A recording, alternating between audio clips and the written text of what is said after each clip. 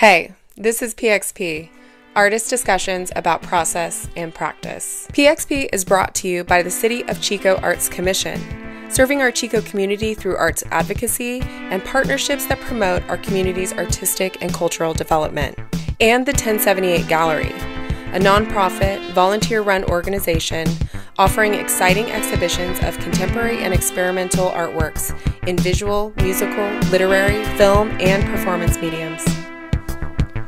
This is episode 5 with Pat Hull and Kurt Lind.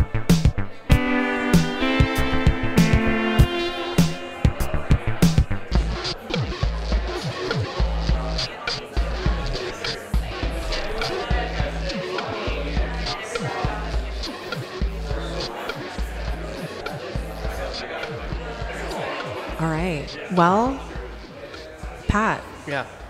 Who are you? Who am I? You want to talk about yourself and the community Sure. and stuff you're involved in and your artistic mediums? Yeah. I'll start with just because I was dubbed a musician, so I'm a musician, and I've been songwriting for 20-ish years and been teaching for 10 years. I'm a father.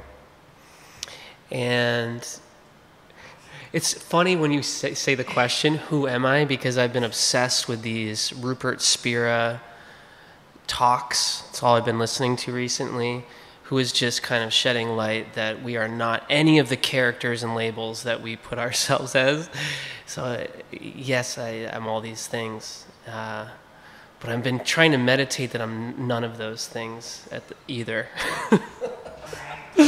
But yeah, I'm actively been playing music for a while, and that's been fun. But the last year or so, it's been interesting because I haven't been much of a creator, more of a dad, and I haven't had much space at all to be creative. And that's been great because I've been creating spaces for little children to be creative, and that feels creative. Yeah. But you're coming out with an album soon. Well, what's interesting about that is that, like, as you know, when you're coming out with an album, it's already, I created that 2 years ago, so it's released next week. But I haven't actually written a song or even just been in a creative space since I made that, which was 2 years ago. I'm looking forward to hearing that. Yeah, absolutely. No, it was right after I had this brain hemorrhage, which I'm sure you feel free to ask questions about that. And then I came out of that with a very contemplative state and creative space. And then most recently, though, yeah, it's been more about creating calm environments for littles to create. That's been my job. Yeah. All right, Kurt, a little introduction to yourself. All right. Who are you? I'm Kurt Lind. I'm a musician. Most people in Chico know me as a live sound engineer, but I feel like my real art form is recording music, the recording arts. I feel like that's of all the different arts I engage in, I feel like that's the one I'm the most passionate about, you know? I've played in a million different bands in this town. I've done sound for every band in town. I've recorded something like 30 albums of various bands in this town. And my day job is I'm a school bus driver. That's so fun. Yeah, I just started last year. I decided that your 40s is not too late to change careers, and I'm just finishing my first school year at it. It's incredible. Yeah. So did you have to get? Can I ask questions? Yeah. Yeah. Did you have to get a Class C? Is that a Class C? It's a Class B. You don't need to go all the way to Class A. You can get a Class B, but you have to get special certifications that go along with it. So I have the P and S certifications along with the Class B. Yeah. Was it hard taking the tests and all of that stuff, or was it pretty straightforward? Well, it's like anything else that you set your mind to. Yeah. Your credentials are just stacked. I guess. Class B. I just want to say that, like, you know, imagining you being a bus driver, like that, I wish that I could have had that experience as a student. My kids hate my music. I I really insist on listening to the KZFR shows that I like. Like, I'm absolutely going to listen to Russell Damian and Sanjay's shows on Fridays, and the kids hate it. But, man, they complain about the weird stuff that Russell plays every week. You're expanding their capacities and listening to different types of music. I hope so. Let's talk about creative origins. So, not being born in a vacuum, there's different circumstances, different events in your life, different influences. How do you understand how you came to be an artist? Or my mom was a piano teacher. My dad was a voice teacher. So it was around my house perpetually. Every day, I come home from school from 3 to 7, piano all day, half-hour lessons, just drilling Mozart, all classical. My father's same thing, so I was just around it all the time. Most likely just, I don't know, retaining all of that, but not really listening. I wasn't actively listening. I wasn't into it at all, but I was around it. So that was my origin, was just that home was equated to music always. When I thought of home, it was just, I thought of sound more than I thought of people. Because it was just perpetual. We heard music more than we conversed. So that was it was one of those things as a kid, you talk to other kids, and you slowly realize not everyone has that environment. So you don't listen to music, you don't... Some people's parents don't listen to music. Nothing.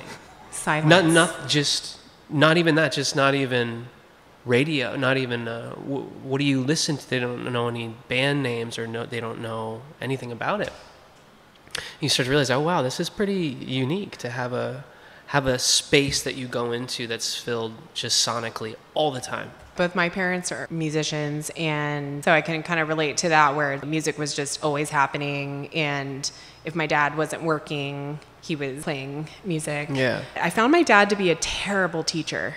I'd be like I'm like, can you slow down? Like, it was interesting because I really had to just absorb it in a way. Did you take lessons from your parents? Did they try to I teach tried you stuff? piano, the same thing, and that's a classic idea. Is you can't teach your kids. You should rarely even try to do something like that, because there's so much, I think, subconscious things happening parentally about driving your kid to get this better than you or something. Yeah. There's always this ulterior motive to get you to master this thing at 7 as opposed to just enjoying it, where another teacher doesn't have that kind of investment, I guess.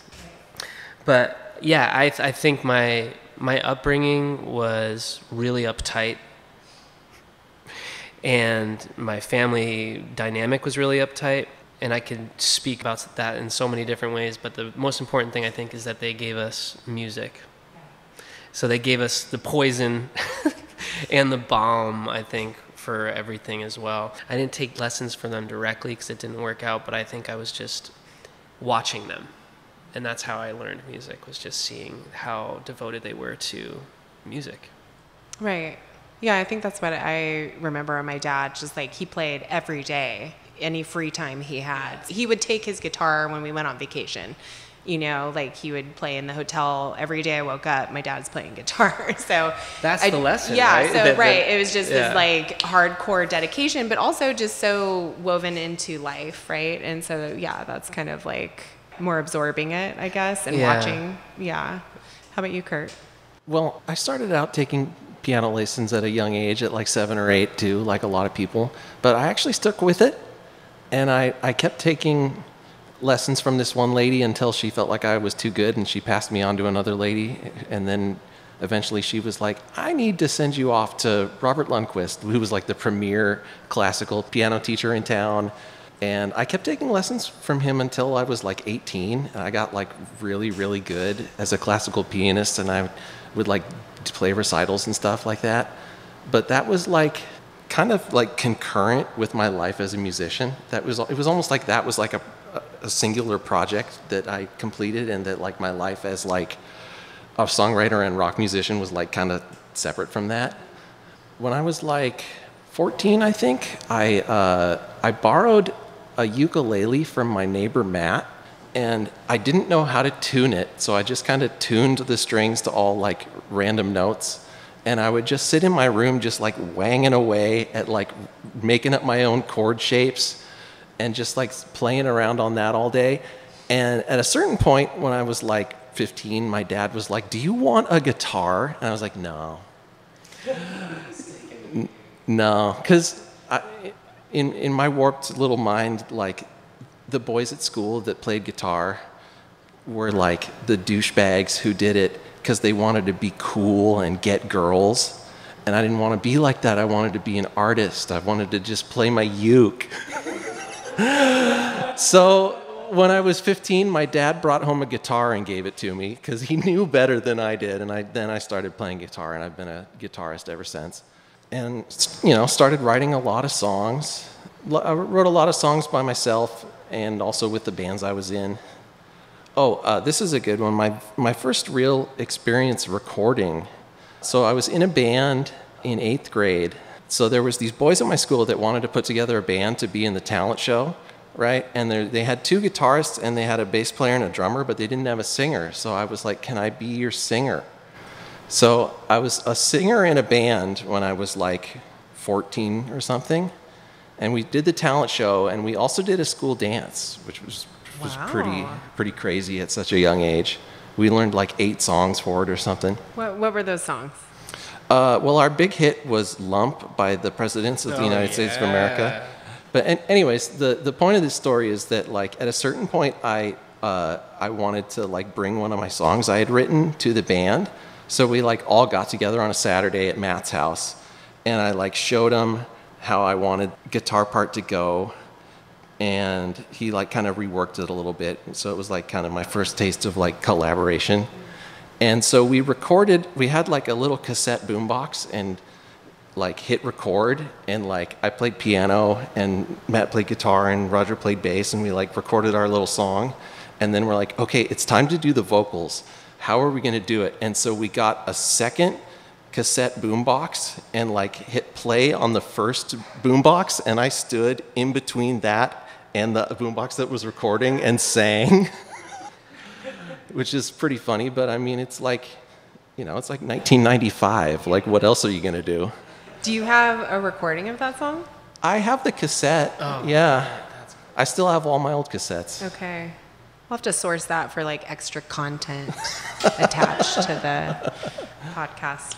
Pat, do you remember your first song that you wrote? When did you get into songwriting? Definitely in college, survival. I feel like sports were a big creative space for me, and then I wasn't good enough to play in college, so I had to find a new thing. And that's when I actually started playing music, was in college, so pretty late. And that's where I was writing songs and just mimicking and mirroring everything I was hearing. And it was bad. It was just like it was bad. And I really liked recording, though. I loved recording because I felt like I could be a critic and listen back, and I could hear it almost like it's another person and critique it. And everything else I couldn't. It was one-dimensional, and I couldn't really assess it and find ways to make it better. So I would record just really bad demos all the time in Poughkeepsie, New York, with a friend of mine. Anytime I wrote a song, even when it was just not fully finished, just record, listen to it, critique it, try to make it better. Yeah, so it started when I was 19 in New York. And I was probably making a demo every month, just going in and paying just to hear it. And it was a way for me to really get in between the notes and find out what was happening. Interesting, even just from early on, you were like developing that critical ear. That was like part of your process early on. Oh yeah. You remember like give me a little like snippet from one of those songs. You remember anything? Well, I remember having this one song that was 6 minutes long, and it was called Black Ice. And I just said the same lyric over and over for 6 minutes and droned this guitar. And like I tried to make this ethereal it was so boring. It was And I would listen back and try to, how do I make this thing just, and it was nothing. And that was part of it, is realizing what was nothing, what you should not put energy toward. And that's, I didn't know it then, but I think that's what I was learning more so, is not how to make it better, but just when to kick something to the curb. Like, all of it's trash. Now you know. And now... Right. Yeah. And perpetually kicking stuff away. Yeah, knowing when to stop working on something and start on the next thing. Yeah. But I wouldn't know it until I heard it. And I was like, what is this? This is dumb. It was still worthwhile because in the process of making it, it felt good. It always feels good to create. It's 100% returns on creative process. But it doesn't mean it has to be shared. Right, because... it was for you, and it was for all the things and the feelings and the necessity of it. And early on, that's what you're practicing, is going through that process. Yeah, just completing the loop. The first song that I remember writing, I wrote it about a guy that I met in the mall parking lot. And I know, it's just funny because I was trying to describe this to my son, Moses, and, he's asking about if I wrote songs when I was his age. And it was funny because it just came right back to me. Like all the lyrics. I always have to say goodnight, baby, baby. There goes the best night of my life, baby, baby. Yeah. I know. The best night of my life in the Yuba City Mall parking lot.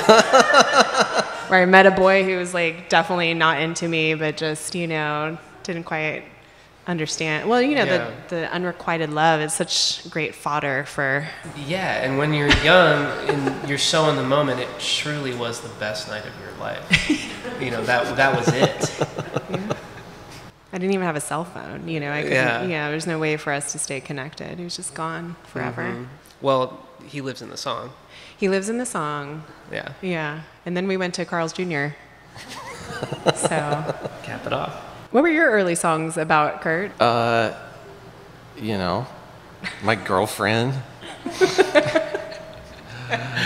Cool. Yeah. I actually was kind of like a late developer in the lyric department. Like in my high school band, like Alex wrote most of the lyrics about his girlfriend. So all the songs I would sing at the like talent show or whatever would be like, they were actually about the bass player's girlfriend. That's okay. I was always really excited and eager to write stuff, but lyrics were like the hardest thing for me to get good at, It really took until like college for me to really buckle down and figure out how to write them for myself, So how do you do that? Let's pivot to lyrics. How do you write lyrics? Right. Good question. Like, what do you do? Yeah, what do you do? Well, I think what I was saying earlier, the key for me is being really calm and peaceful. And I learned that growing up, is that I was, like I said, it was a very uptight family, but the way that I saw people loosen up was through music. And so I learned, okay, this is how you quiet your mind so that you can be creative. You can, in my opinion, I just never have been able to be creative unless there's some peaceful and quiet, lonely solitude, all of that. And then the music, I just will loop stuff, and then that brings me back to just being in a really transcendent, peaceful mode, whether that's piano or guitar. And I'll find chords that just loop it over and over until I'm finally just quiet. And then that's when stuff just happens. And I'm not trying to write anything really at all. And a lot of different feelings just come up. And sometimes nothing does, and I'll just loop something and I'll say, oh, that was really nice. And nothing will happen. Majority of the time, it's looping a guitar, piano thing until I feel just a little bit outside of myself. And I'm not my hands are not on the wheel so much. And then I can just kind of relax. And then I can mumble a bit, and then it goes all different directions. And then I'm not trying to control anything, and I look at all the directions, and then you can edit later. You can bring your cerebral mind back in when, the nice transcendent space is done. And you could say, ooh, you start nitpicking a little bit.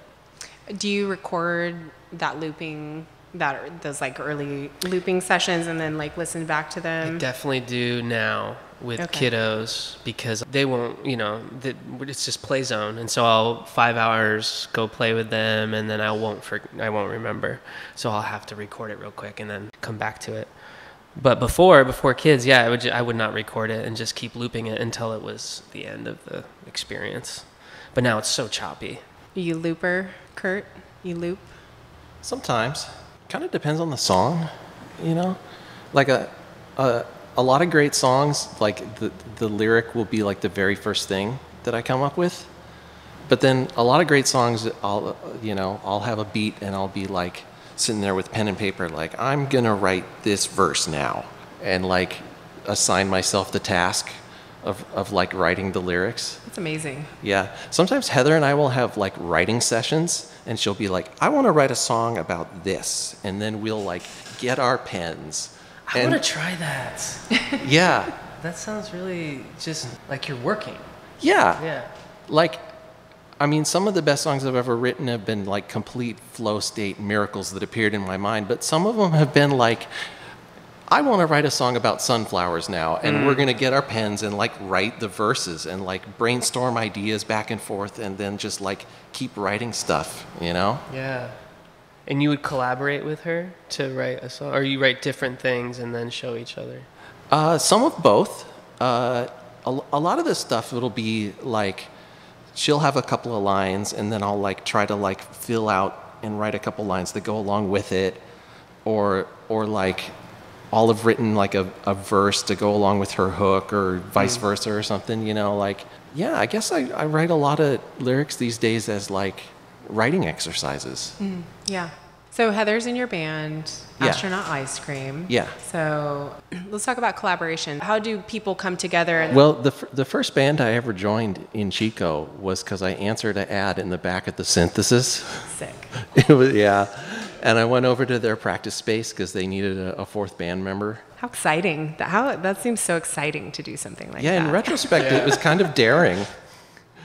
But Heather and I have been making music off and on together for like 15 years at this point, because she used to always come sing with the Yule Logs. Oh, okay. Yeah. Because at first she like opened our concerts, and then pretty soon she was like collaborating with us and would like sing on our albums and like come join us during the show to like sing a song, or like she kind of was like one of our main collaborators in the Yule Logs. So when she moved to Chico in 2018, I snapped her up because I knew that she was like really special, and I was like, I'm gonna start a band with her before she starts a band with someone else. And that was Astronaut Ice Cream. Did you have any awkwardness when you were first coming together? Because I know, like, and just like trying to collaborate with my husband Eric, lots of starts and stops, lots of barriers. There was a period where I was like, this isn't going to work. We're never going to be able to make music together. But we kept working on it. And did you encounter any of those barriers or those like that awkwardness of starting collaborating with another person? Yeah, but we were like aware of it, so it was okay. Like, there's a whole batch of songs that we wrote that we just discarded. Like the first like 6 songs that we wrote together are not on the first album, because like we had to like write a bunch of songs, and then finally like the 7th or 8th song we wrote together was Want, our hit song. You also have to like be not afraid to like treat a song you've written as a songwriting exercise. We've written all these songs to get to be good enough to then get to the good ones. It's the practice. Yeah. You're practicing. Yeah. You're practicing writing together. Yeah. How about collaboration for you, Pat? Yeah, I'd say the collaboration with live performances is pretty straightforward, because I just write the songs, and then the musicianship of the drummer, bass player, whoever can just fill in. Not much deliberation other than them asking me, how does this fill sound, or what do you think of this bass line? And we're not creating from the ground up. It's not very inductive. Collaboration with recording, though, is much different, because we're all producing it together, and that's why I really have fun collaborating, because it's much less top down, and we're all working on making these decisions about what is best in each fragment of a song. And I just love that there's so many different parts of each person that comes out and what they're looking for. I was telling this with Mark and Bob, who recorded this last album with me, that all of internal family systems with your parts, we have our... There's so many parts of us that we can get so funny and humorous, been critical and philosophical and emotional, and all those parts come into play, and everybody involved, and miraculously you can come to a decision on what the best move is. With all of those things in mind, it's incredible. I think that takes a special group of people, though, right? And you curate, you pluck your Heathers, you hang on to your Bobs and your Marks, and because you recognize there's that ease and creativity and that flow, but they also bring a critical viewpoint to the project. Yeah, and I'd argue that most people know before they even say it outright if it's something that should be happening. Yeah. In collaborate, there's something really palpable in artistic collaboration where it feels very black or white. Right. And it's just a matter of someone saying something, whether this is not working out. Right? I don't know if you've had that experience where it's like, I've procrastinated with a few experiences where I just knew immediately. And then you wait, maybe, and I think there could be people waiting for a long time for something to click, but you knew it wasn't. I think we all have that creative intuition, though, in collaboration, that we know. Yeah. It should feel good. It should feel good. It should feel good, and then whoever you're collaborating with should elevate you. Mm-hmm. They should take you to places that you couldn't get on your own. Yeah. That's, for sure. And if that's not happening, you should just make music on your own. I've played music I played, some shows with you off and on different times. And I'll never forget, there's this one practice. You introduced me to the concept of heart flow, but it was in a way that really stressed me out. We're practicing, I'm playing harmonium and whatever, singing harmony, and I'm trying to nail down the chords, get the progression. Right. That was a bit of a struggle, and then it's I'm asking you, and I'm how many times are we gonna play that? How many bars? And you're just heart flow it. And that just and we're no, we're heart flowing, and everybody's nodding, yeah, we're heart flowing. And I'm makes me uncomfortable. I just want to count. I want to know. I want to know how many bars. Did you feel there was a little bit of sarcasm and jokiness to it, though? I didn't look at you and say, hey, heart flow. No. It wasn't. In that moment, I wanted you to be more in control. Yeah. And not let it just fall to the fates of collaboration. And maybe that was just a reflection of I wasn't ready to heart flow yet. And I'm on my journey to learning to heart flow. Yeah. And thank you for being a part of that journey. I am very conscious of letting someone know that I trust them. Collaboration is just feel it out. I just trust whatever you want to do. But when someone is wanting bars and musical stuff, I also can project insecurities because I don't know musical theory, or sometimes timing stuff. I don't know how to answer it. So that could have been an insecure, just heart flow it, but really I don't know how many bars. Wow, we're just really being honest right now. Yeah, letting it all. I appreciate that, and I think what you were saying is you were wanting us to all connect and tap into a feeling, right? You wanted that to be the experience that we were all having together, and that is a magical experience when you're heart flowing with people in a performance setting or even in a practice setting. I don't know. What do you think about heart flow, Kurt? Flow state. We talked about that a lot in the other episodes with the visual artists. Right.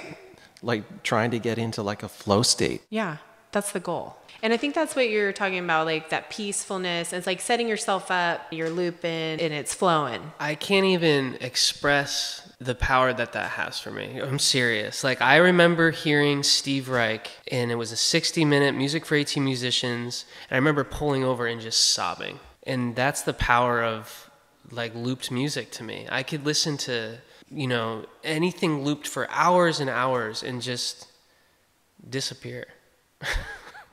And so when I'm creating and disappear in a very aware space, not a floaty space, I'm very much more in tune. So yeah, that is absolutely always the goal, especially in collaboration. But it can feel forced, and it's a pretty private thing too. Yeah. You know, it's hard to share getting into that space with people.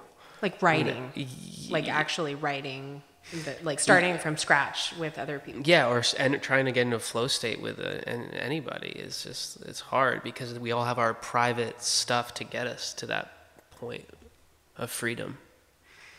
And you can't expect other people to A, want to get there, or B, share the same methodology of getting there. You know, yeah. So that's why collaboration's so hard. Do you prefer to write alone, Kurt? I actually really prefer to like try different writing techniques every time. Mm-hmm. Like I do like to write alone, but I also really like to write with other people. I like to try writing songs with like the lyric first, and then also try writing songs with like the beat first. I really like leaving myself open to like any possible entry point into a song. I don't know, you know, if you can relate to this, but as I feel like, you know, as you're like developing as an artist, you're really like concerned with like what's shaping up. I was more controlling in my early recordings of music. Like you can hear how I stylized my voice, not of like a looseness or a freedom there that I really feel now. And I'm more open to like that experimentation, and that's more exciting. I'm more able to let go of things like, you know, oh, that wasn't fruitful, but that was fun to try. Yeah, and I think one of the great things about recording is that you have the whole back end of the recording process to finish creating the song. Like you don't have to worry so much about like how you started writing it or what pieces were there when you began, because you have like the whole rest of the journey, you know? Like I can rewrite the lyrics at the last minute. I can delete all the guitars from it at the last minute. Like, you know, you have the whole recording process that's still part of the creative process, you know? Yeah. Should we take a break? I mean, that's a longer first half than we usually do, so. Can you guys write some audience questions? I know there's like only like 4 of you, so it's kind of a heavy ask. If you guys could like write us some audience questions, that was always a key component of like the that idea, more populated ones that we've done.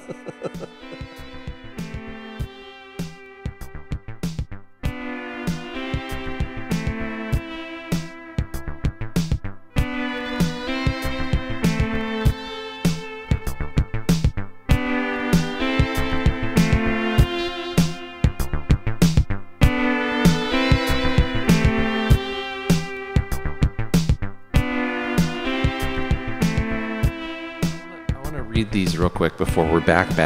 These are good. So we have some audience questions. Oh, these are really good. They are really good. Well, I guess I'll give them to you to dole as you see fit. Thanks, Kurt. All right. I'm just going to start with this one because it's on top. What tips do you have on stage presence and performing? I think it's important to remind yourself how prepared you are. That like you've spent weeks practicing the songs, you know how the songs go, and like just in that moment, like take a deep breath and remind yourself like that you're prepared for this. You know, you can never truly push past all of your anxieties because that's just being human, but you can at least like take a moment to like step back and like acknowledge your strengths, you know? I like that. Unless you're going to get up there and completely improvise, like you're prepared with what you're going to present, you know? I don't have much. I like to close my eyes. I don't know if I even align with what makes good stage presence, but I think everybody should do what works for them. I don't think there is any modality that is sensible at all. For me, sometimes I like to go inward, and sometimes I look out, and I really feel connective. I think you should just honor the moment-by-moment process of what it means to play live music. It's so courageous that you're even up there doing it. Do either of you do a vocal warm-up? Or? Oh, yeah. Okay. Especially in the Yule logs, like Marty and I would sit in the car and do our Okay. Like literal tradish. vocal warm-ups. Okay. How about you, Pat? Yeah, I'll sing the songs 3 or 4 all the way through. It not only gets me more comfortable with the songs, but then I just, especially more of the rangy songs just to get everything connected before I play. Or, you know, how you stack your set, maybe not trying to do your most intense vocal performance like at the first song. Right. Yeah. That's You kind of can't just put that smart. song first. Don't put that song first. Don't do it. Okay, next question. Being in Chico, is it limiting or freeing? I wouldn't really know because, you know, I only lived in one other town. I lived in Bellingham till I was 18, and then I moved to Chico, so I wouldn't really know. I don't really have much to compare it to. I also moved to Chico when I was 18. Yeah, I think you can create anywhere. I think so. I go with freeing. You know, for real though, I don't think any place can be limiting to you. And this, I guess, in the sense of opportunities to perform live or access to those places, but Yeah, maybe not everywhere has as good of as Chico for like an outlet to perform. Like anytime you want to perform in Chico, you can. for sure. Yeah, I guess it depends on what you want as a creator. If you want to perform live, Chico's great. Yeah. Totally free. We'll listen to anything. We'll let anybody on stage. Yeah. So I guess in that way it does feel very freeing. But I felt really creative in in towns where there was no outlets at all, and I felt more creative and free. Opportunities to be in solitude. How would you be limited? I guess I'm just analyzing the question, but it's like, yeah, what does that mean to feel that? I would imagine just as the extroversion of as an artist of opportunities to play out. Yeah. Supporting your craft. Or maybe that there's Sharing certain your craft. expectations in town, that there's like certain things people would or wouldn't want to see. Although I don't actually think that's true of Chico. Again, we'll just let anybody on stage. Not having lived anywhere else as an adult, have a deep gratitude for Chico. I recognize that it provided the opportunities so that I could learn to be a performer. You know, starting with open mic nights at, Chico State when I was, a freshman. And The first time I ever saw you perform live was in like the basement of the BMU and you were like playing an acoustic guitar and singing. And it was me and my bandmates, Ryan and Ron, and we were so into it. We really liked it. Thanks, Kurt. That was like 22 years ago or something. What was that place called? Yeah. It's like downstairs I played a lot of coffee shops, let me tell you. Oh, boy. Do you remember playing at the place across from Chico State? We had that show at the coffee. It was a coffee shop before it is now the Indian restaurant. Moxie's. That's the one I always played at. No, it wasn't that. It wasn't that? It wasn't that. Right next to the church. Across from the church? Cafe Max? Oh, that was in Celestinos, huh? No, this was 15 years ago. We played an acoustic show at a coffee shop. Augie's. Yes. Augie's. You remember Augie's?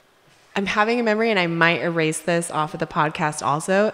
I was in Augie's bathroom when I took a pregnancy test to find out I was pregnant with Solomon. Whoa. Oh my gosh. Memories just swirling. Yeah. The Chico lore. Yeah. I peed on a stick in that bathroom and I became a mother. And then you played a set. And I played a set. All the places that we've played. So Chico has been very freeing. I think of Chico as a freeing place to create because it's constantly providing me with opportunities and creative outlets. Like just last week was the bike races. Oh, yeah. And this was so exciting for me because my band got asked to play, and when they told us the theme of our house, we were going to be performing at the Ferry's house. I went home that same day and started writing songs for us to perform. I was immediately inspired by this opportunity, and I immediately started writing songs for it. And that's just this week. Right. Chico is full of opportunities to be creative. It's the energy that's in the town. It's the energy that you feel when you're going out and watching other bands. And it just, and you want to be a part of that cause, that creative energy that exists in Chico. It is inspiring. Yeah, you just say thank you for caring about this. Right. Yeah. The idea that there's hundreds of people that just are putting time and energy into the process of creativity. It's Right, and you said it earlier, like it's a huge deal for somebody to like organize themselves in such a way to like go in front of people and do something that's like really exposing them, and it's it's a big risk, Yeah, you're just seeing the tip of the iceberg when you see the performance, but as artists, you just know how much work is put into any show. Right. And when you feel you're inspired, you're like, thank you for caring. Yeah. It's like the way it feels to watch Gavin play bass. Thank you for caring. Yeah, Gavin. thank you. I say it all the time. I want to be inside his body when he's playing bass. What does that feel like? Because it looks like it feels amazing. Yeah. Well, he's got a big smile on his face, so it must feel pretty good. He just is just like internalizing that music in such a way. It's been really fun collaborating. He's an interesting one to collaborate with because he's such a combination of a working musician getting stuff down, and then you could tell he's got a working face. And then once he gets it, it's like this opposite, and he's just in it. So and I love that combo of clearly someone working hard in order to play. Yeah. To really play and feel childlike and free. So I think that's what we're seeing, someone in his childlike essence, because he's put so much work into. Once he finally gets to the show, he's like, I've done the work. Now it's time to enjoy it. Yeah, and think about how much he's memorized playing, with me. He has his own stuff, playing with Lish. Learned that whole set of songs for bike races. Yeah. Yeah, he's a beast. And that goes back to like stage presence and performance. I guess it's like the point of practice is to be able to know your material well enough, muscle memory, so that when you go to perform, you can provide the audience with that really wonderful experience of seeing you let go and really get absorbed into the music. That's the secret to a good performance, is like knowing your shit and then showing up. Yeah. And letting go. Heart flow. Heart flow. Oh my God, everything comes back to that. I got one more question to wrap up this great conversation. Thanks, guys. I really, could talk about this for hours with you. Okay, what song, project, collaboration is your favorite? If you can pick a favorite. I have answers for that. I love it. So the best band that I was ever in was French Reform, but our recordings don't really reflect how good of a band we are, so I can't really pick that. The most popular band I've ever been in was the Yule Logs, but I never really wrote any of the songs for that either, so I can't really pick that either. So I think I'm going to pick my 10th solo album by Kurt Lind. It's called Looking, because it was the most fun to create. So it's kind of my favorite because it was like my favorite to create. I tried to have like a completely different process for like every song. Like there was one song where like I wrote it just like going for a walk and like just singing the melody to myself, and I like wrote the whole song this way. And then there's another song that I wrote where I like found an interesting sample and like sampled it into my sampler and like pitched it down and like made a weird beat and then wrote a song over that. And then there's one song that I wrote on my guitar, which I never do. That's lame.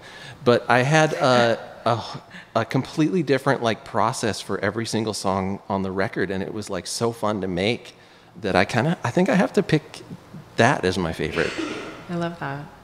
Pat. There's one that sticks out to me, and it's one that I recorded with friends in Vermont, and they're musicians that went to Bennington College, and they were friends of mine that I really respected their musicianship, and friends too, but this is more about their musicianship because they would give ideas that I didn't really understand or like, and I would give ideas that they would just immediately just shit on. Can I swear on this? Yeah. Okay. Yeah. And then, so I was really humbled by that whole process of just being rejected so much. And then overriding, you asked us to produce this, so we don't really care what you, like, that's not the route we're going. And there'd be choices where I think, oh my God. And it would get me to reflect on, well, I wrote the song, does that give me some right to say the direction it needs to go? And I'd have all these questions. It was really challenging to accept all these no's and to have it be released with all these choices that I did not agree with. And then later I would be like, oh, I get these now. And that was a really revealing moment for me.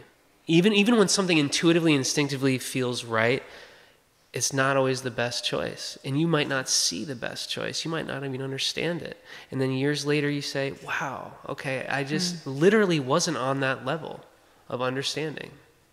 So I love that project because it was so challenging. I love other projects because it was the opposite. And I had all the choices, and it was fun and intuitive. What's the name of this album? Marrow. Okay, because I want to re-listen to it with this understanding now. There's a lot of choices on it, and you could hear just the minutia of production choices. And we went through all of them, and I would nitpick them and then hang up on call. Not hang up aggressively, but I would leave the call and then I'd say, I have to think about this. And like, no, I don't agree. Well, it doesn't matter. You asked us to produce this. So that was a really interesting process. And I love it now. It wasn't because I'm forced to love it either. I really do get these choices that they made on some of it. Humility is an interesting facet of being a performer, because you have to have extreme self-confidence to perform, to like follow through with recording and releasing, and it takes an incredible amount of like charisma and confidence. And yet you have to like temper that with humility, because it keeps you pursuing, digging deeper and editing your work and collaborating with people. And nobody wants to see just like all ego on stage either. Right. That's not appealing. So it's like, somehow striking this balance between extreme confidence and self-assuredness, and also being this like humble person that's open to heart flow and sharing space with people, and because that makes it more interesting. I mean, that makes the journey more interesting. And I think that we've really talked about collaboration a lot, and I do think it's really valuable, even in your own solo journey as an artist, right? Collaboration, exposing you to ideas, putting you in situations where you're growing and you're forced to be self-critical and put trust in other people. I think that is an important part to growing personally as an artist, right? Well, thanks for being here, everyone. Thanks again to the 1078 Gallery for holding space for these conversations. Thank you, Aaron Wade and Becky Snow, for event support. Thank you, Kurt Lind, our live sound engineer. And the theme song is an excerpt from Future Fantasy by Eric Elliott.